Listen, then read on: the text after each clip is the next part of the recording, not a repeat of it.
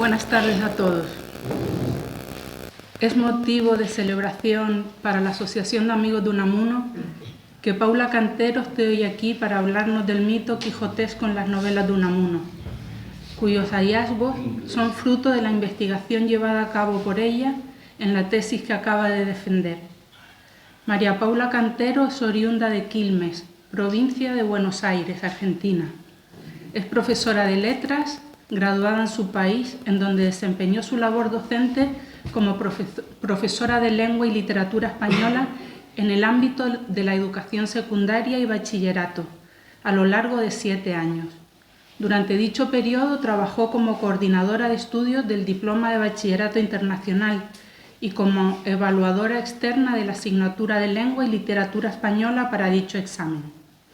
En 2017 llegó a Salamanca para realizar el máster en Literatura Española e Hispanoamericana, Teoría de la Literatura y Literatura Comparada, cuyo trabajo final versó sobre las adaptaciones fílmicas de las novelas de Unamuno.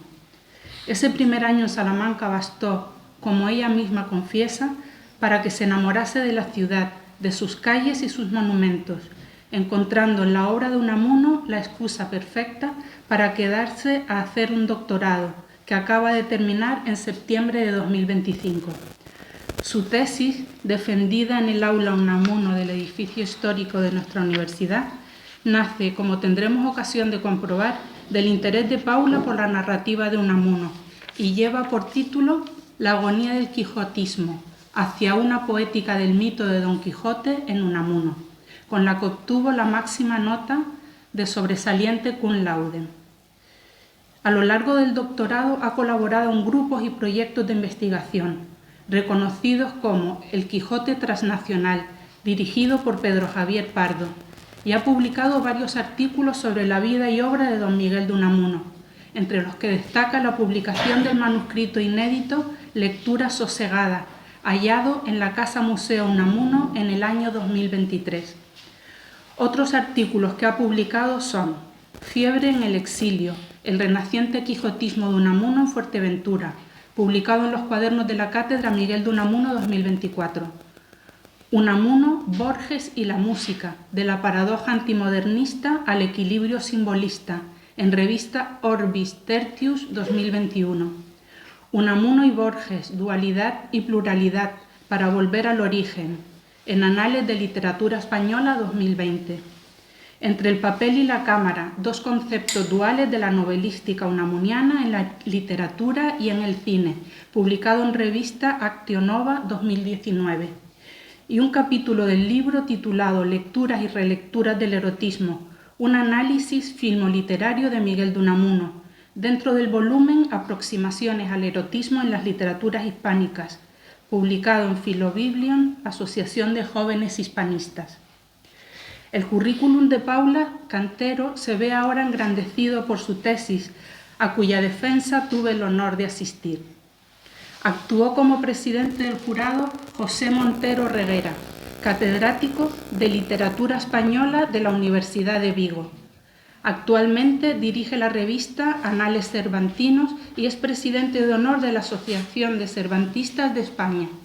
Actuó como secretario Luis García Jambrina, doctor en Filología Hispánica por la USAL, y Juana Sánchez Gey, profesora de la Universidad Autónoma de Madrid, doctora en Filosofía y maestra del pensamiento hispánico como vocal. Después de la exposición de la tesis por parte de la doctoranda, tomó en primer lugar la palabra García Jambrina, destacando que es una tesis modélica, muy bien documentada, bien escrita y muy original, y resaltó como primer mérito de la misma la elección del tema, pues es una tesis que ilumina la obra de Unamuno, que trazará un sendero para posteriores estudios del mito, llegando a la conclusión de que Paula Cantero se revela en la misma como una gran conocedora de Unamuno y del Quijote. En estos mismos términos se condujo Juana Sánchez Gey, quien además resaltó que Paula Cantero tiene en Unamuno y Cervantes dos océanos por los que sabe moverse, y que aunque parezca que todo está dicho, siempre hay algo nuevo que añadir, como ha quedado patente en la tesis, pues cada tiempo tiene su manera de ver a los clásicos, en este caso Cervantes y Unamuno. Su director de tesis, Pedro Javier Pardo, conocido y cercano colaborador con esta asociación, resaltó que dirigir la tesis a Paula Cantero ha supuesto un viaje maravilloso a su lado y confesó que se ha nutrido de ella, de su entusiasmo, de su pasión y que sin ser un mesías ha tenido una discípula extraordinaria. La tesis, como ya hemos comentado, trata sobre la presencia del mito literario de Don Quijote en la narrativa unamuniana. Específicamente 6 obras: Amor y Pedagogía, Abel Sánchez, Nada menos que todo un hombre, Tulio Montalbán y Julio Macedo, La tía Tula y San Manuel Bueno Mártir.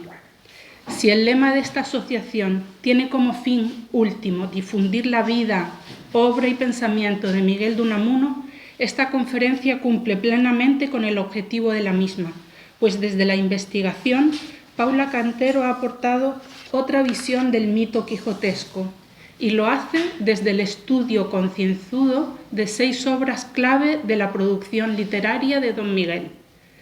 Desde sus obras nos lleva a su pensamiento y quién sabe si también a su vida, pues como le indicaron los miembros del tribunal, debería ahora trabajar sobre si Unamuno, en ciertos aspectos de su propia vida, actuó también como un personaje quijotesco. Sin más, solo nos queda escuchar a Paula y darle las gracias por su trabajo de investigación, que no viene sino a arrojar luz y a desentrañar aún más la obra y el pensamiento de Unamuno. Te cedo la palabra, Paula.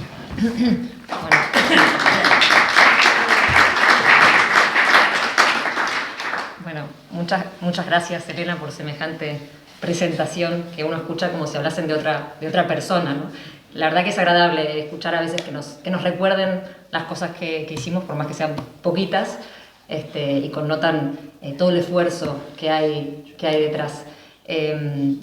Les confieso que cuando llegué a Salamanca en 2017, uno de mis sueños era estar aquí hablando para los amigos de Unamuno, así que gracias por ponerle este broche de oro al ciclo del doctorado. Gracias a la gente de la asociación que me invitó. La familia de Unamuno está acá también, me parece un honor para mí. Al presidente de honor de la asociación, Francisco Blanco. Bueno, Paco, voy a romper el hielo de esta conferencia contando una anécdota de nosotros, si me permites. El señor Francisco Blanco y yo somos vecinos de edificios que están separados por una calle, y en época de pandemia, del COVID 2020, yo solía salir a leer al tejado del edificio, me escapaba por una ventana un poco para tomar el sol y para escapar del encierro. Y una tarde en que estaba leyendo los cuentos completos de Unamuno, además era un tocho gordo, el de Carrascosa Tinoco, me acuerdo perfectamente, escucho una voz de un señor que se asoma al balcón del edificio de enfrente y me grita: ¿qué estás leyendo? Y yo le digo: los cuentos de Unamuno. Y me dice: ah, yo estoy en la asociación Amigos de Unamuno. Digo: yo ya sé quién es usted. Y me dice: pues si te quedas sin libros me avisas y yo desde aquí te arrojo todos los que pueda. Y la verdad que me encanta recordar esa anécdota porque me hizo consciente de cómo los libros y la solidaridad de los vecinos nos salvaron en esos días tétricos y solitarios que fueron los días de pandemia. Pero bueno, yo vine aquí muy contenta porque vengo a hablar a gente que quiso venir, que quiere venir a escuchar hablar de Unamuno. Pero el problema es que vine a hablar sobre mi tesis doctoral y eso puede ser un poco aburrido. Venir un jueves a la noche a escuchar hablar a esta chica sobre su trabajo de investigación, en el que, por si fuera poco, no solo metió a Unamuno, sino también a Cervantes, madre mía. Bueno, voy a tratar de ahorrarles todas las cuestiones teóricas, o la mayor parte de las cuestiones teóricas de la tesis, y hablar sobre todo de las novelas de Unamuno, que es lo que aquí nos interesa. Tengo 2 desafíos hoy: ir al grano y hablar despacio, que me cuesta un montón, pero bueno, si quedan dudas después me pueden hacer preguntas. La tesis, que como dijo Elena se llamó La agonía del quijotismo, hacia una poética del mito de Don Quijote en Unamuno. La agonía en sentido, aclaro, no de deterioro ni de muerte, sino en el sentido etimológico, de agón, de lucha interior. Nace de mi interés personal por la novelística de Unamuno, que ya había trabajado en Argentina y cuando vine en mi trabajo final de máster, pero tenía el objetivo de demostrar la relación que existe entre las novelas de Unamuno y el mito de Don Quijote como mito literario. Yo quería estudiar la relación de las novelas de Unamuno con el Quijote, pero claro, tenía que enfrentarme o aceptar dos grandes obstáculos, que son la gran cantidad de bibliografía que existe sobre este tema, inabarcable en su totalidad, y la búsqueda de originalidad, es decir, a ver qué puedo hacer como un aporte, y algo era muy difícil, ¿no? Eso, dada la magnitud de estos autores, pero además yo me pregunto siempre, bueno, ¿qué tengo para decir que sea importante? ¿O a quién le interesa lo que tengo para decir? Cosa que a los filólogos muchas veces sumergidos en nuestro mundillo se nos olvida. ¿Cuál era mi propósito con esto? Bueno, entender mejor el pensamiento de Unamuno con respecto al Quijote, reflexionar sobre su postura, sobre cómo toma la figura para explicar el contexto español de su tiempo, es decir, si lo veía como un modelo a seguir, como un antimodelo a evitar, pero sobre todo entender los procesos de escritura de Unamuno, su poética. Y es ahí donde aparece este faro, que es que me doy cuenta que gran parte de la crítica unamuniana no reparó en la relación de las novelas de Unamuno con el Quijote como mito literario, aclaro, ¿sí? Porque, es decir, las obras de Unamuno fueron ampliamente relacionadas con el Quijote, pero sobre todo desde un lugar de intertextualidad o de influencia, y también se habló del mito quijotesco en Unamuno, pero más como en su faceta política o simbólica, filosófica. Es decir, cómo Unamuno tomó la figura del Quijote para explicar el llamado problema de España, ¿sí? La crisis social, económica, cultural que vive España a finales del siglo XIX, Unamuno y otros autores de su generación y de su contexto. Entonces, el primer capítulo de la tesis justamente trata de desentrañar la postura de Unamuno cuando toma la figura quijotesca y cómo reflexiona en torno al casticismo, por ejemplo, en un texto como este de 1895, cómo critica a la figura quijotesca y como causa, ¿no?, de este atraso cultural que vive España, de la sinrazón, de la estrechez de este espíritu castellano. Sin embargo, después, en Vida de Don Quijote y Sancho, va a pasar a alabarlo y a proponerlo como una figura a imitar, después más adelante también en el sentimiento trágico de la vida. Este cambio de opinión le supuso a Unamuno que lo catalogaran como contradictorio. Bueno, Unamuno no fue contradictorio. Lo que pasa es que es muy fácil, ¿no?, obviar los 10 años que pasaron en el medio de estos textos, en donde Unamuno publicó muchos artículos, y también está el epistolario con Ángel Ganivet, en donde se ve que ese cambio de opinión fue progresivo y no fue abrupto. Él sí cambió de opiniones, de ideas, de creencias, como todos nosotros, a raíz de sus vivencias, pero bueno, parece que a él no se le perdona que hubiese sido humano, ¿no? Yo a veces pienso, Unamuno hizo tantas cosas que no pensamos que pudo haber sido humano, y por eso, bueno, muchos se molestan cuando no se lo puede etiquetar. Pero ese cambio de opinión no fue abrupto, mucho menos contradictorio, fue acorde, lógico y coherente con su quehacer artístico, como vamos a ver cuando analicemos las novelas de Unamuno como reescrituras del mito quijotesco. Decía entonces que el primer capítulo de la tesis hacemos ahí un repaso del mito quijotesco en su sentido más político o filosófico, simbólico, presente en los ensayos y los artículos de Unamuno. Pero eso no es lo que nos interesaba en la tesis. Esto es un estado de la cuestión para decir, bueno, miren, está muy estudiado el mito quijotesco de Unamuno, pero en otro sentido. Aquí lo vamos a analizar como mito literario. Y la presencia del Quijote como mito literario o narrativo en las novelas de Unamuno fue poco estudiada porque se da esa presencia de un modo más sutil o implícito o indirecto.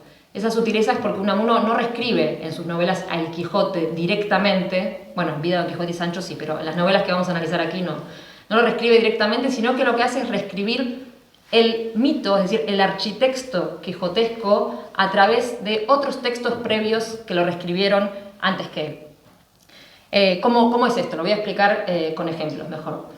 En 1881, en Francia, Flaubert escribe, porque se publicó póstumamente, una novela que es Bouvard et Pécuchet, en donde tenemos a dos personajes que son dos eruditos quijotescos, o dos pedantes quijotescos, son dos oficinistas que deciden dejar su vida monótona para embarcarse en un proyecto totalmente excéntrico y descabellado, como es leer toda una biblioteca que contiene todas las ramas del saber, proyecto que terminan abandonando porque es descabellado y se dan cuenta que no pueden hacerlo y regresan a su vida de escribientes. Tenemos aquí el ejemplo de otra literatura que creó personajes, reescribió el Quijote en otra variante, como es un erudito quijotesco, o dos en este caso.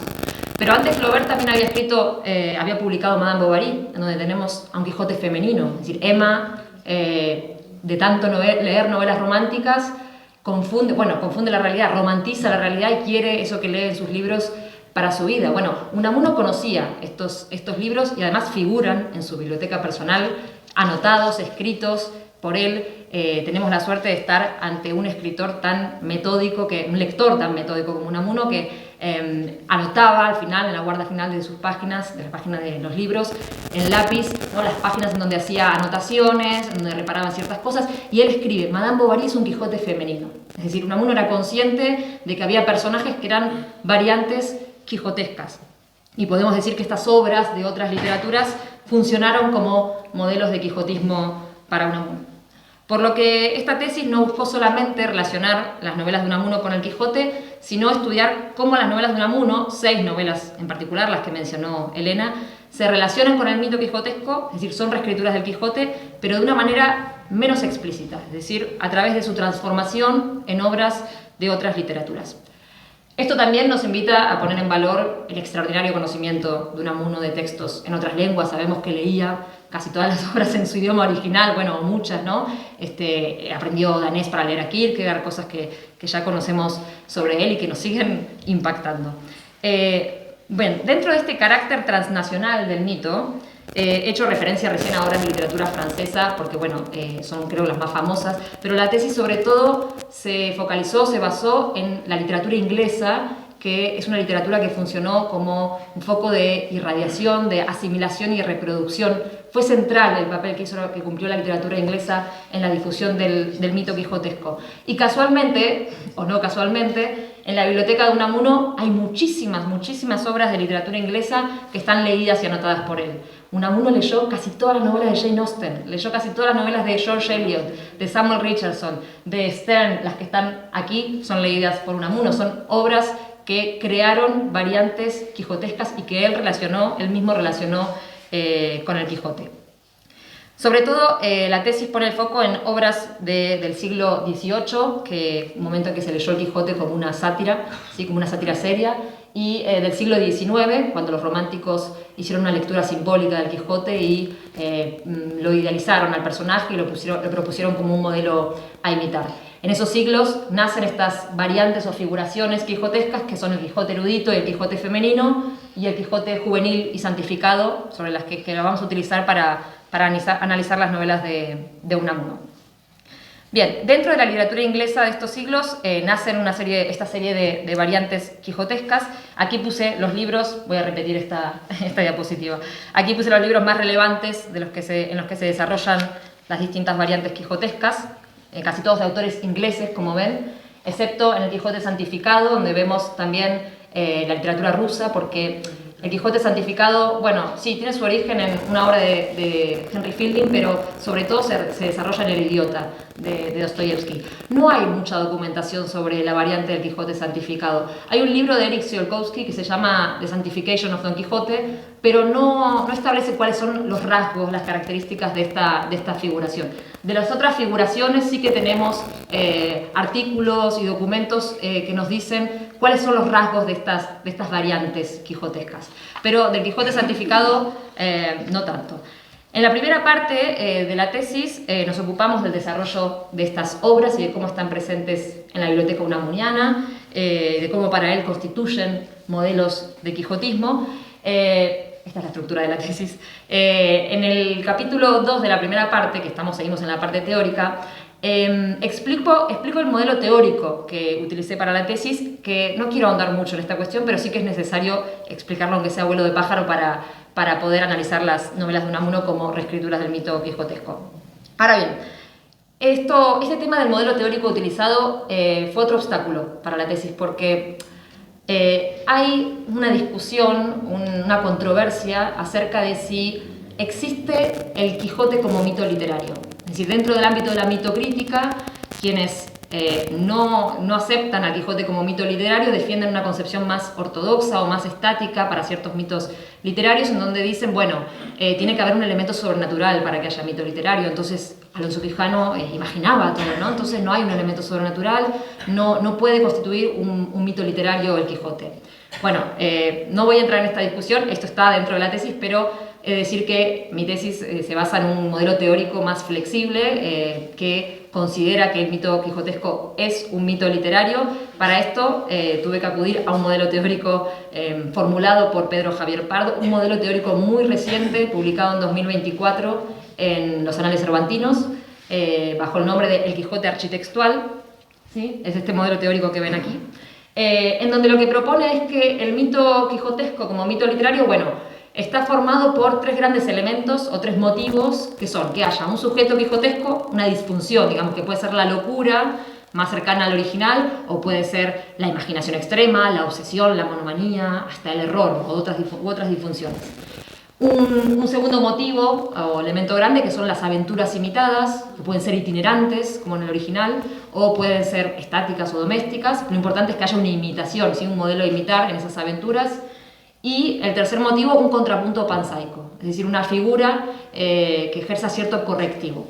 Ahora, el modelo teórico de Pardo nos dice, bueno, para que haya mito en realidad lo importante es que esté presente el primer motivo, es decir, la disfunción quijotesca. O para que haya huella del mito tiene que estar presente el primer motivo, es el que no puede faltar, el del sujeto quijotesco, que está constituido por tres elementos menores o mitemas que constituyen su causa, su contenido y su efecto. Son el síndrome literario, es decir, la lectura voraz, el idealismo diccionario, que puede ser enaltecer la realidad, elevarla o reducirla a una idea, como le pasa a Vito Carrascal en Amor y Pedagogía, que reduce la realidad a que la vida es ciencia, por ejemplo.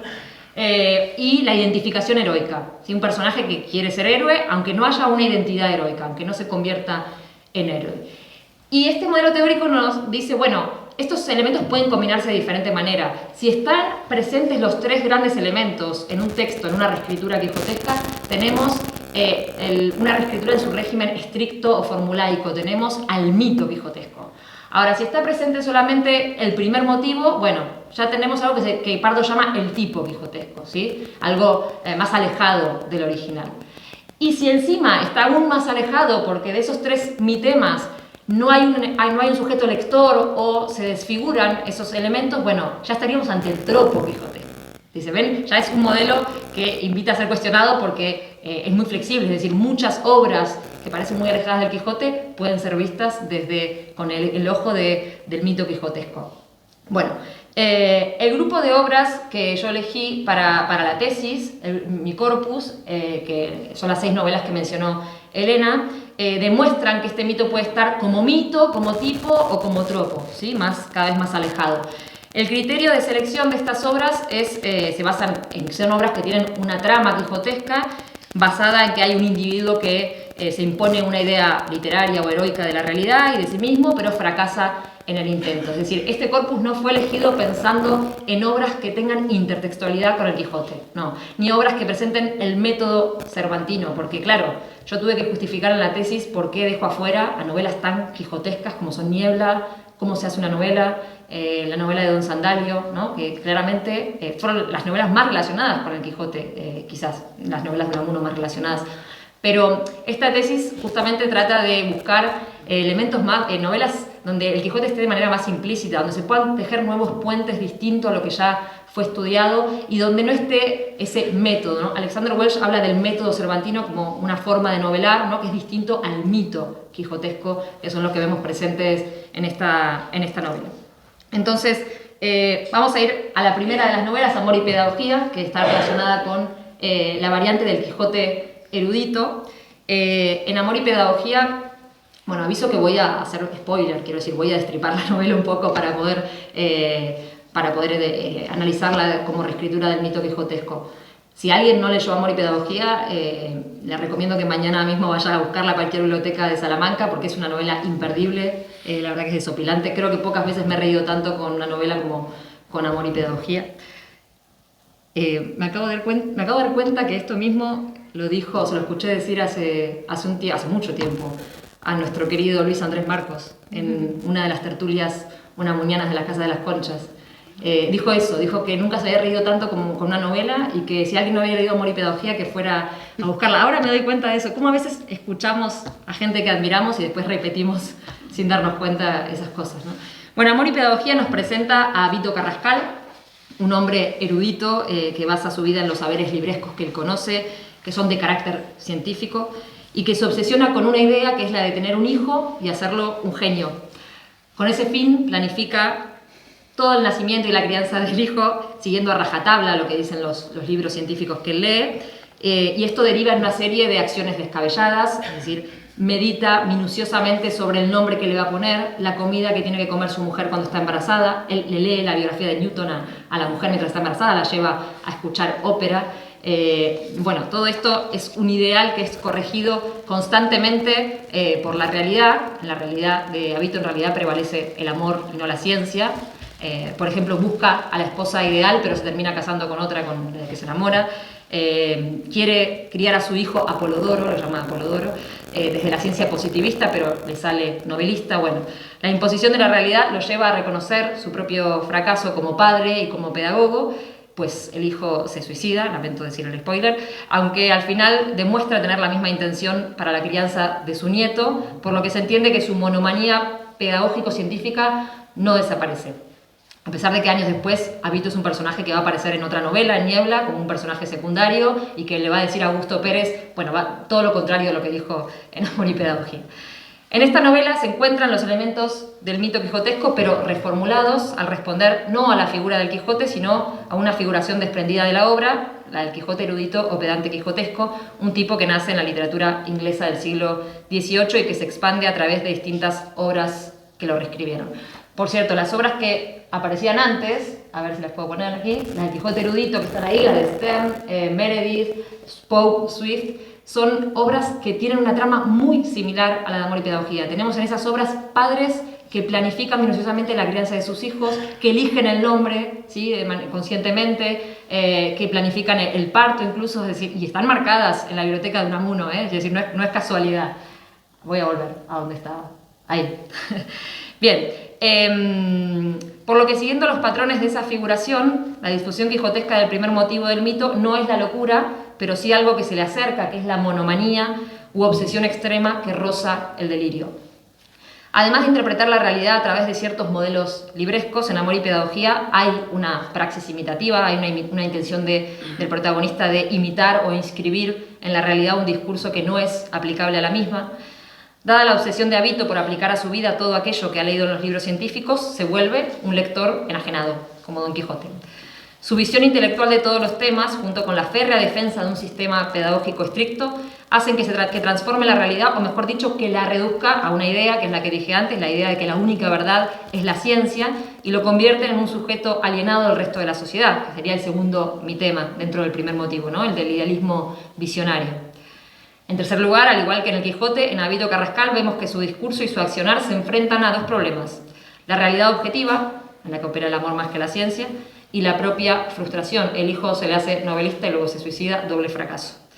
Lo que desata un conflicto entre aspiración y realización y lo convierten en un héroe inadecuado, tercer mi tema, del primer motivo. La presencia de otros motivos que se suman al de la disfunción del sujeto aproximaría esta novela unamuniana al mito quijotesco en su sentido estricto. Sin embargo, esto no quiere decir que todos los motivos se presentan en un grado literal. De hecho, frente a las aventuras itinerantes presentes en la obra cervantina, en Amor y Pedagogía nos encontramos con una serie de acciones que suceden casi todas dentro del hogar, es decir, son aventuras domésticas, lo que indica la presencia de este segundo motivo, pero en un grado figurado. Desaparece la serie de aventuras en el camino, pero prevalece el carácter imitativo de esas batallas a las que se enfrenta el protagonista, batallas contra el modelo de crianza de su mujer, contra la irrupción del amor, contra la religión, bueno, que conforman la trama quijotesca de la novela. Pero además de la disfunción quijotesca y la presencia de aventuras imitadas, encontramos otra evidencia del mito la presencia de un contrapunto pansaico, encarnado por la figura del gran don Fulgencio Entrambos-Mares, y un filósofo al que don Avito acude para pedirle ayuda en la educación de su primogénito, pero que contradice todas las decisiones pedagógicas de don Avito. Entonces, de esta manera encontramos la función de contrapunto pansaico, aunque no es de alguien inferior, como era en el caso de Sancho Panza, sino de un par o compañero. De hecho, don Fulgencio es otro erudito quijotesco en la obra. En resumen, el quijotismo en esta primera novela queda definido por los tres mitemas que lo conforman: la imitación libresca como origen, la visión monomaníaca y alienada como síntoma y la inadecuación de la acción como resultado. Pero además todavía prevalecen el segundo y el tercer motivo, cuya presencia acerca esta reescritura a la fórmula mítica, es decir, al mito en su sentido estricto. Bien, Abel Sánchez. Tenemos en Abel Sánchez de 1917, tenemos al joven Joaquín Monegro, que envidia a su amigo Abel por todo lo que logra, que es todo lo que él siempre quiso lograr. Habiéndose criado juntos casi como hermanos, Joaquín siente que Abel logra todo lo que él no pudo tener en la vida, y para asimilar esta situación, para limpiar un poco el pecado de la envidia, Joaquín, el protagonista, acude a la lectura religiosa. Pero como el catolicismo no puede ayudarlo, no puede limpiar su pecado, no lo ayuda a comprender su situación, cambia el texto bíblico por un drama del siglo XIX, que es el Caín de Lord Byron, ¿sí? Con el que se obsesiona y se identifica a tal punto que esa lectura moldea su visión del mundo y le hace soñar con diferentes modos de venganza, pero no logra su cometido y termina siendo el responsable del final trágico de la obra, vamos a decir, para no decir todo. En esta novela, Unamuno somete a la obra a un proceso de contaminación mítica, ¿sí? La presencia del mito del Génesis no es ningún misterio, todo el tiempo cita al texto bíblico, Unamuno en la novela, pero la presencia del mito quijotesco sí que es más sutil, y por eso necesitamos analizar los motivos y los mitemas en esta novela. En primer lugar, la disfunción del sujeto aquí es el exceso de imaginación.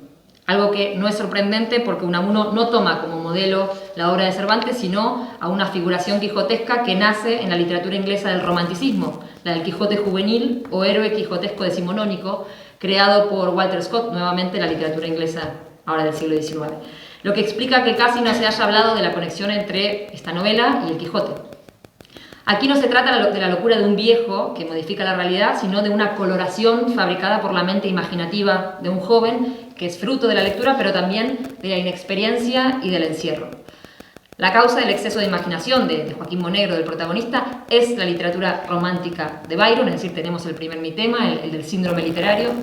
Primero Joaquín recurre al texto bíblico, como dijimos, pero luego, como este texto es incapaz de comprender al victimario, dice, bueno, lo cambia por el Caín de Byron, con el que empatiza al punto de decir, cito, «Fue terrible el efecto que la lectura de aquel libro me hizo y que desde aquel día, gracias al impío Byron, empecé a creer». La enajenación que le produce la obra del poeta inglés es tal que Joaquín siente que va a cumplir el mismo destino que Caín, como le sucede al Quijote con los caballeros andantes, ¿no? Confundiendo así literatura y vida. Y es así como el protagonista entra en una dicotomía al oscilar entre su deseo de matar a Abel, cumpliendo así el destino de Caín, y su deseo de curarse y escaparse de ese destino libresco. Por lo cual lo que opera aquí es una imitación, una praxis imitativa, es decir, hay una imitación pero es involuntaria, esta imitación que lo sumerge a Joaquín en un estado febril y le hace confundir la realidad, lo que nos lleva al mitema del idealismo visionario, es decir, hay una discrepancia entre su visión y la de los demás que lo convierten en un alienado.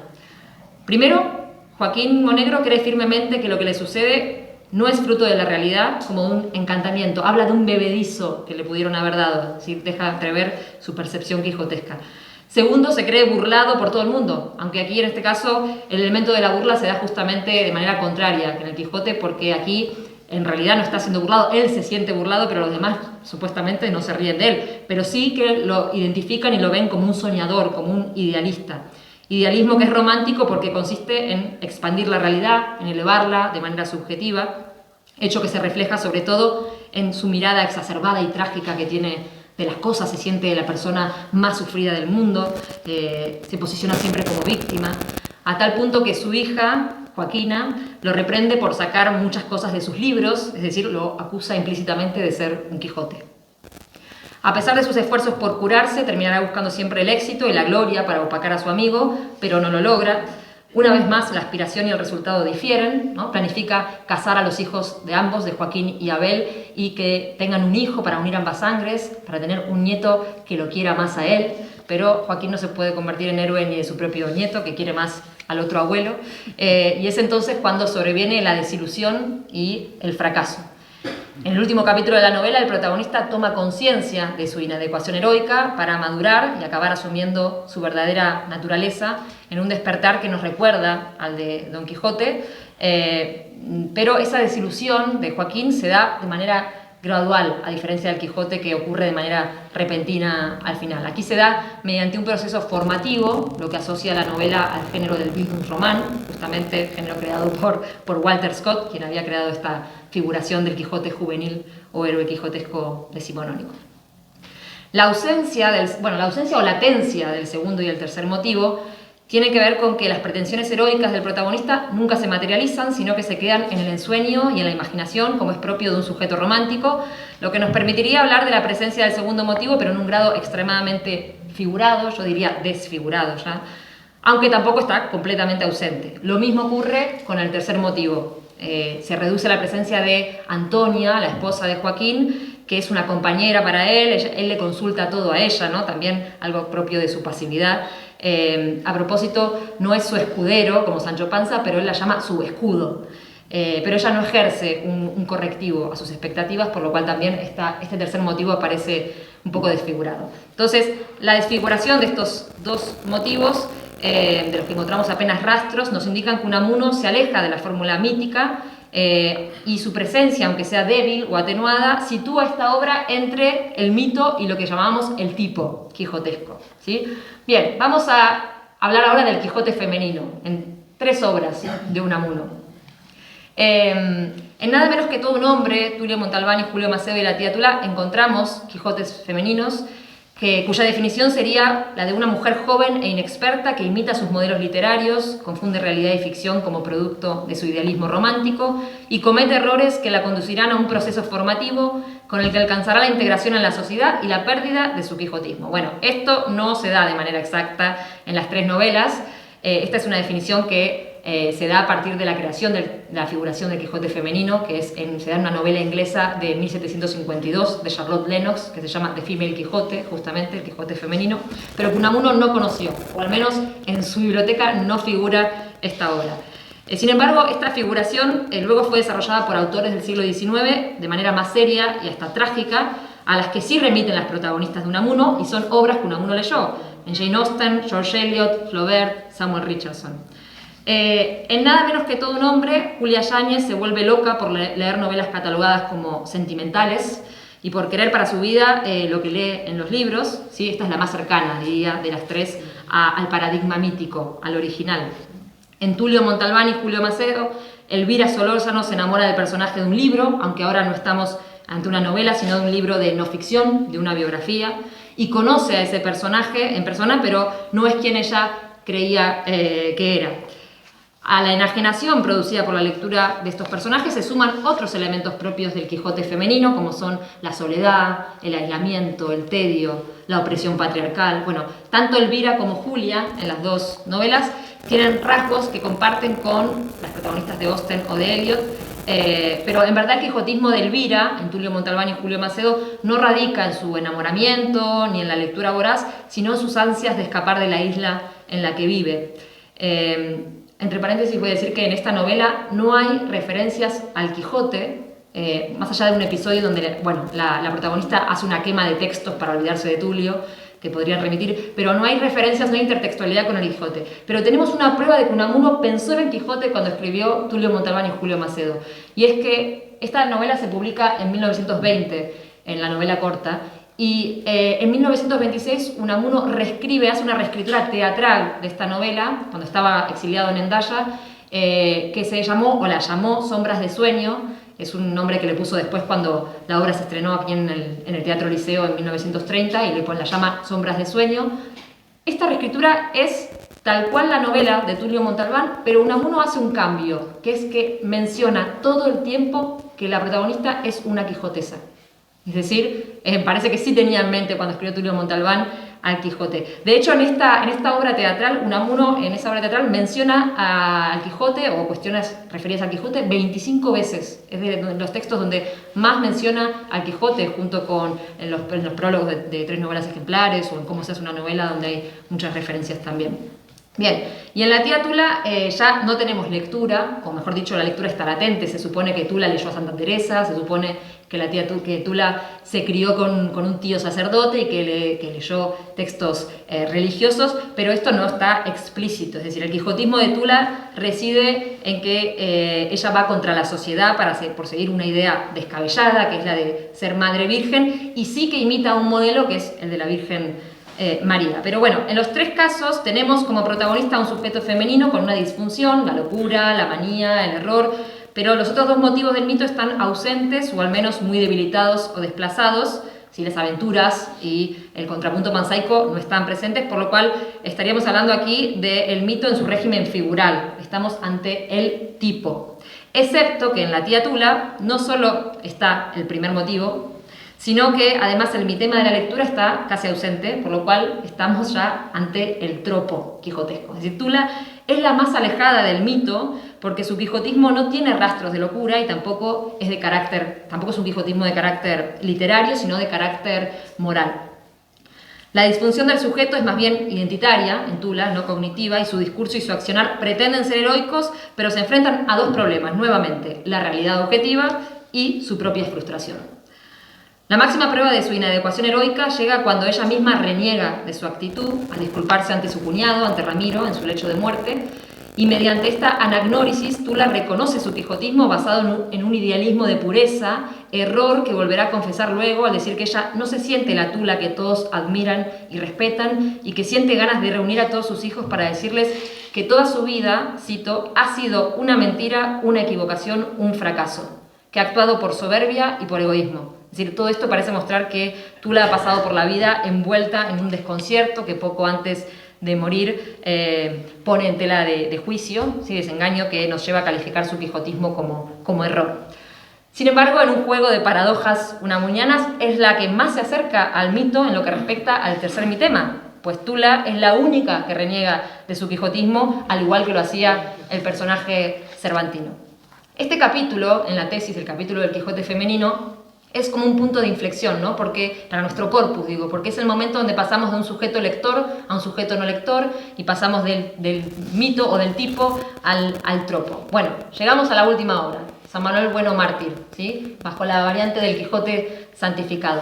Tenemos a un sujeto extremadamente bueno y altruista, si se puede pensar en el exceso de bondad como una disfunción, que por su idealismo y su superioridad moral entra en conflicto con la sociedad. Es un idealista, pero no visionario, o visionario en un sentido inverso, porque de alguna manera él es quien ve la realidad y los otros no, supuestamente, ¿no? En eso reside su alienación, y que alcanza la santificación, se consagra como un héroe ideal, pero no se identifica con ese heroísmo. Es decir, su heroísmo resulta inadecuado porque hay una identificación heroica, porque hay una identidad heroica, mejor dicho, pero no una identificación.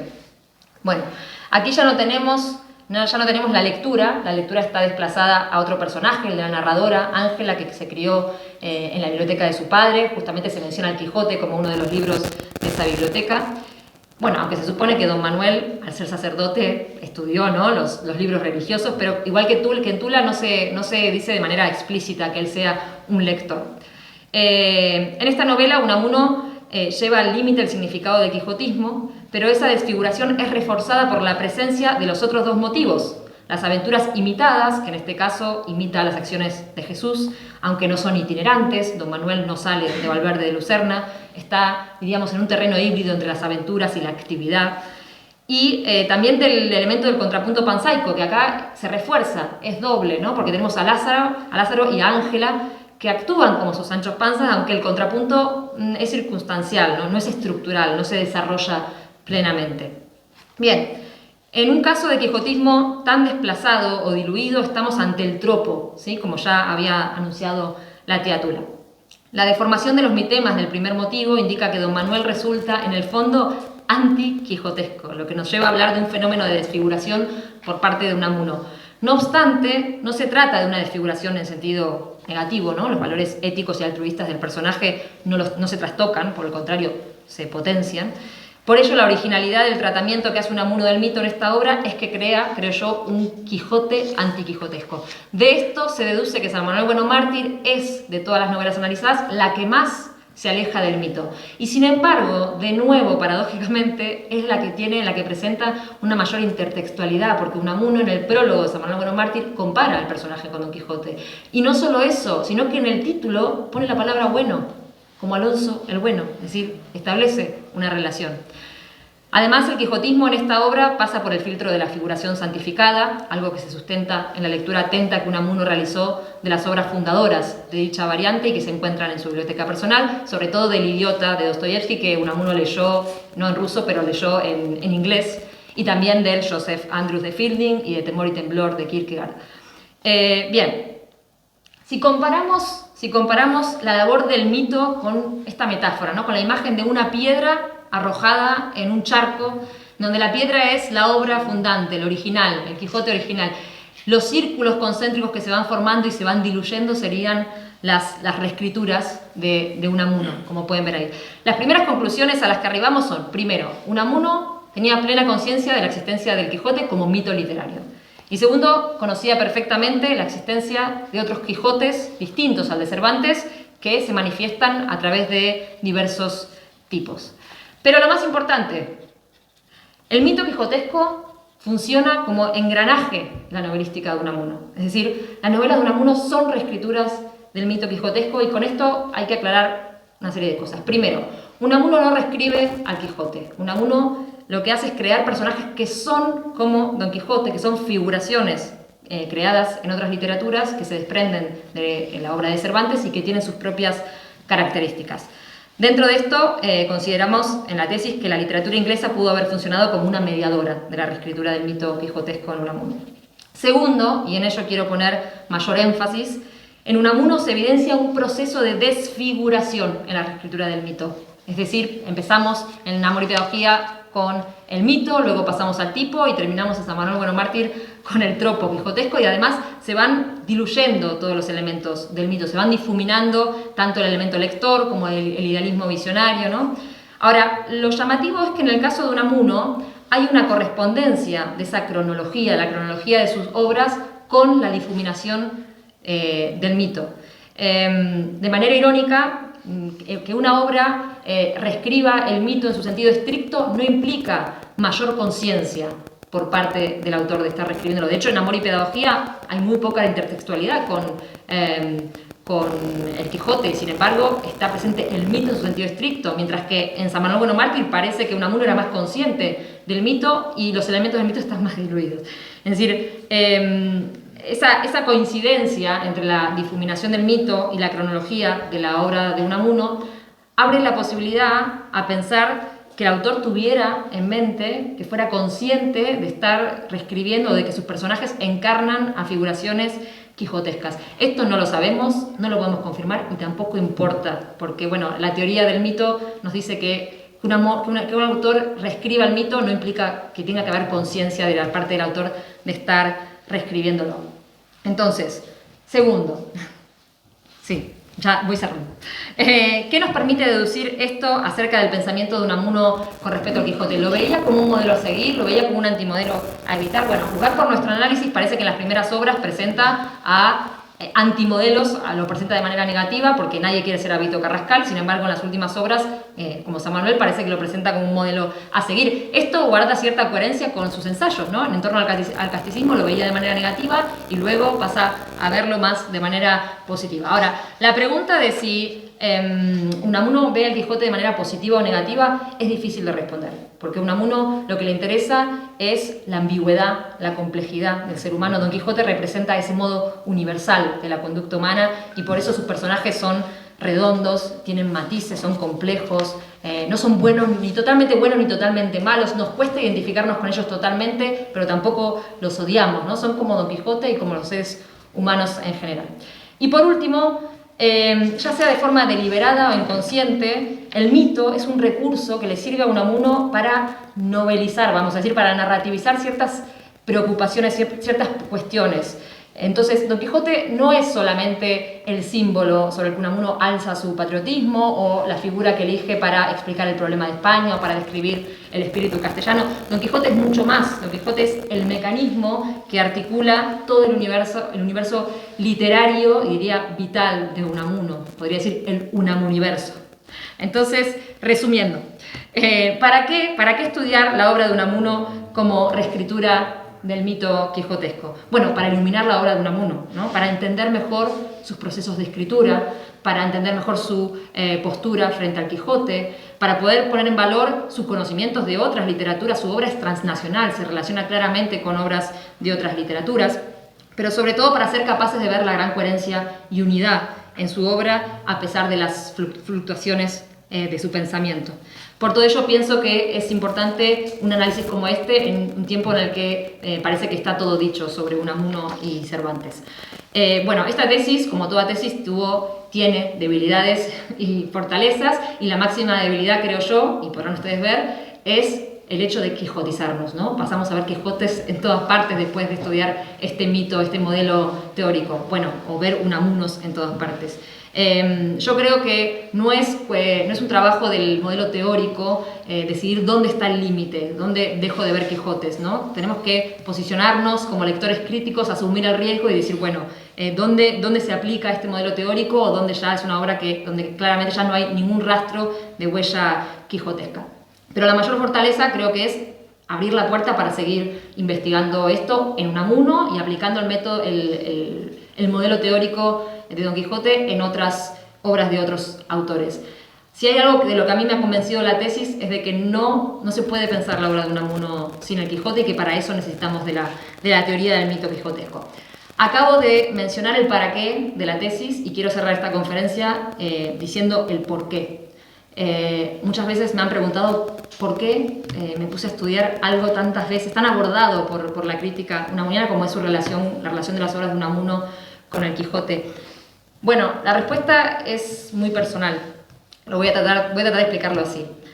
Para Unamuno, el carácter heroico del Quijote consistía en el grito de voluntad del Quijote, en ese grito de yo sé quién quiero ser que le dice el Quijote a su vecino, ¿no? A Pedro Alonso, en el capítulo 5 de la primera parte, recordarán cuando lo encuentra y se lo lleva a su casa, que dice yo sé quién quiero ser. Bueno, para Unamuno, ese yo sé quién quiero ser equivale a yo sé quién soy, dice, ¿no? Para Unamuno equivale a yo sé quién quiero ser. Es decir, para Unamuno es importante la voluntad. Como habrán visto, si leyeron 3 novelas ejemplares de un prólogo, en donde en el prólogo Unamuno habla de la teoría de la personalidad que plantea un escritor norteamericano del siglo XIX, que es Oliver Wendell Holmes, donde dice que la personalidad está formada por distintas piezas, ¿no? Como un puzzle, ¿no? La personalidad de todo ser humano está formada por quién soy yo realmente, por quién creo que soy, por quién soy para los demás, es decir, la mirada de los demás hace a mi personalidad, esto es muy importante para los personajes de Unamuno, pero sobre todo por la pieza más importante para Unamuno es quién yo quiero ser.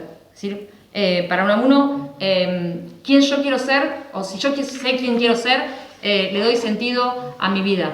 Es decir, Unamuno que vivió en la congoja, en la angustia existencial, sentía que si después de la muerte no había nada, la vida tenía sentido si yo sé quién quiero ser. Y esto va ligado al poema, un poema que a mí me gusta mucho, que es el del fin de la vida, ¿no? Cuyo último terceto dice que es el cuerpo algo más que vil enjalma de la mente, para el canto es lira y es el fin de la vida hacerse un alma. Bueno, el Quijote lo ayudó a Unamuno a hacerse un alma. Por eso sus personajes luchan con esta faceta de su personalidad, con la voluntad, con el querer ser alguien o algo. Pero también por eso, creo yo, y con esto termino, estamos nosotros hoy aquí, ¿no? ¿Ustedes se preguntaron alguna vez por qué leen a Unamuno? ¿O por qué lo leyeron alguna vez y lo siguen eligiendo? ¿O por qué se proclaman amigos de Unamuno? Seguramente estén pensando en la misma respuesta que yo. Porque su figura, sus ideas, pero sobre todo sus textos y sus personajes, al igual que el Quijote para Unamuno, nos ayudan o nos han ayudado alguna vez en nuestra vida a hacernos un alma. Muchas gracias.